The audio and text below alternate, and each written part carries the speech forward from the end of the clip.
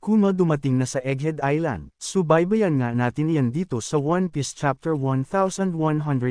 Ang title ng chapter ay, I Am Sorry, Father. Magsisimula ito sa buong katotohanan na nalaman ni Bonnie kung bakit hindi na nagpapakita ang kanyang amang si Kuma, na ang buong akala ni Bonnie ay pakanalahat ni Dr. Vegapunk. Humingi ng tawad si Vegapunk sa mga nangyari, at humingi rin ng tawad si Bonnie. At dito naman makikita na nating ibinigay ni Dr. Vegapunk ang huling habili ni Kuma para sa 10th birthday ni Bonnie. Masayang masaya si Bonnie sa necklace, isa itong sapphire na katulad ng isang araw. Sabi naman ni Vegapunk na sinabi ni Kuma na ito ang magpoprotekta kay Bonnie. Dahil nga sa maraming nangyari sa Egghead Island, ikinwento ni Vegapunk ang pagligtas ng Straw Hat Pirate sa kanya. Nag-cut naman ang scene sa kasalukuyan na hawak-hawak ni Saturn si Bonnie. Nakatutok na ang mga baril ng mga Marine Forces. Sinabi ni Saturn na patay na si Kuma. Hindi makagalaw si Sanji, Vegapunk, Frankie, at Atlas. Si Luffy ay kasalukuyang sobrang drain at nakahiga sa lupa pagtapos niya labanan si Kizaru. Sa kabilang side naman nahuli na ng mga Marines si Sentomaru, at si Kizaru naman na tanging sambit ang pangalan ni Bonnie at Sentomaru. Makikita nating sa next panel na papalibutan na ng World Government Forces ang buong area ng Egghead Island. Kumalat na ang balita sa buong mundo. Hindi pa din lubos maisip ni Dragon kung saan ba talaga pupunta itong si Kuma. Hindi pa sumusuko si Bonnie. Upang makawala, ginamitan niya ng kanyang ataking distorted future si Saturn. Pinalaki niya ang kanyang kamao ngunit hindi pa din umobra ang kanyang naisip. May pagkatulad ito ng Nika na banggit ni Saturn. Hindi na nga magtataka itong si Saturn kay Bonnie kung alam niya ang Nika dahil sa anak ito ni Kuma na isang Buccaneer. Sa next panel naman mabilis na kumakain si Luffy. Nakita ito ni Saturn at nagtanong kung sinong nagbigay ng pagkain kay Luffy. Nagbigay ng order si Saturn na pusasan si Luffy ng Sea-Stone Handcuff para hindi ito makagalaw at manghina. Pinuntahan na ng Marine Forces si Luffy. Nagtataka si Bonnie kung bakit hindi niya magamit ang kanyang Devil Fruit ability habang hawak-hawak ni Saturn.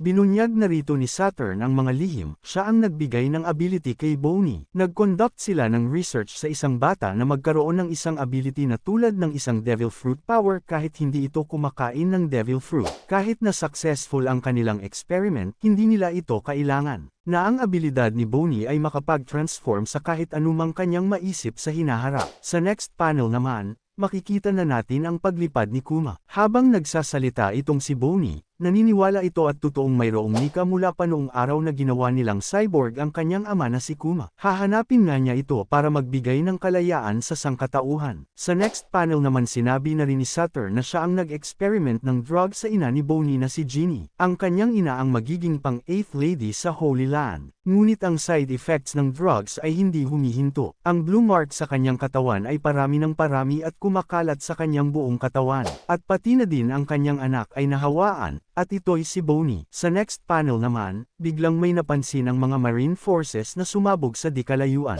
Umiiyak na naman si Bonnie dahil sa nalaman niyang si Saturn ang may gawa ng lahat ng karumal-dumal sa buhay nilang pamilya. Galit na galit si Vegapunk nang malaman ang lahat ng pinaggagawa ni Saturn na siya ang dahilan ng sakuna at sakit na Sapphire Scale. Nanlilisik ang mga mata ni Saturn kay Vegapunk, tinawag pa ni Saturn na mga insekto ang mga ito at kailangan ba niyang maintindihan ang kanilang nararamdaman. Sa next panel, tuluyan nang nagpakita si Kuma sa Egghead Island. Unang akala pa ng Marine Forces ay isa itong pacifista. Ngunit dahil sa paw sa kanyang palad, nalaman nilang ito ay si Kuma. Ini-report na ng Marines ang paglapag ni Kuma. Kasalukuyang papunta na ito sa sentro ng Egghead. Hindi gumagana ang command chip na naka-install kay Kuma. Hindi ito mapahinto ni Saturn, na alam naman nating sinabi ni Vegapunk na ang may highest authority sa pag-take ng command sa mga cyborg ay walang iba kundi ang 5 elders. Nagtataka itong si Saturn kung bakit napunta si Kuma sa isla. Takot na takot si Bonnie sa mga nangyayari. Nagulat din si Vegapunk. Tumatakbo si Kuma habang binabaril ng mga Marines. Tinamaan ito sa ulong bahagi. Bumagsak ngunit patuloy pa din ang pagtakbo. Sinabi ng mga Marines na patuloy itong barilin hanggat sa maubusan sila ng mga bala. Makikita nating walang bakas na pakiramdam si Kuma. Gusto nang mamatay ni Bonnie sa mga nangyayari. Sumisigaw ito at humihingi ng tawad sa kanyang amang si Kuma. Nagbigay na ng utos si Saturn na barilin sa ulo si Bonnie habang hawak niya ito. Nakatutok na at handa na ang Marine Forces